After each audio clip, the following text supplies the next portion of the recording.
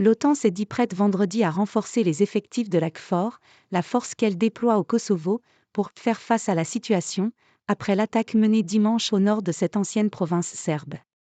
Hier, jeudi, le Conseil de l'Atlantique Nord, organe de décision politique de l'OTAN, a autorisé des forces additionnelles pour faire face à la situation, a indiqué vendredi le secrétaire général de l'Alliance Jens Stoltenberg dans un communiqué.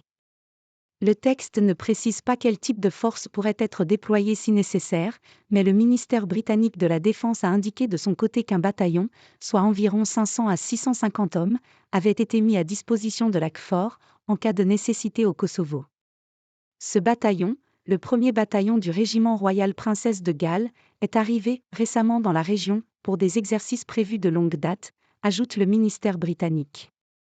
Nous prendrons toujours toutes les mesures nécessaires pour maintenir un environnement sûr et sécurisé ainsi qu'une liberté de mouvement pour toutes les personnes vivant au Kosovo, a rappelé M. Stoltenberg dans ce communiqué.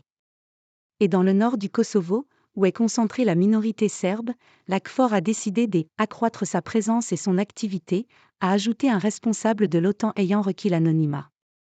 Ce dernier a expliqué que la KFOR avait déjà renforcé sa présence au Kosovo en mai, en déployant environ 500 militaires turcs, ensuite remplacés par des effectifs bulgares et grecs. La KFOR est prête à des ajustements supplémentaires, si nécessaire, afin de lui permettre de remplir son mandat de maintien de la paix au Kosovo, a-t-il ajouté. Un policier kosovar albanais a été tué dimanche dans une embuscade dans le nord du Kosovo, où les Serbes sont majoritaires dans plusieurs villes.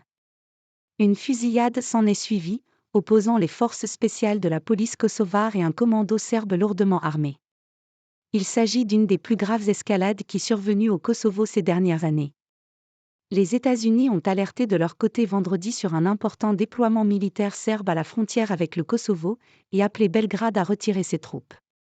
La Serbie refuse de reconnaître l'indépendance que son ancienne province méridionale, à majorité albanaise, a proclamée en 2008, une décennie après une guerre meurtrière entre guérillas indépendantistes kosovars et forces serbes.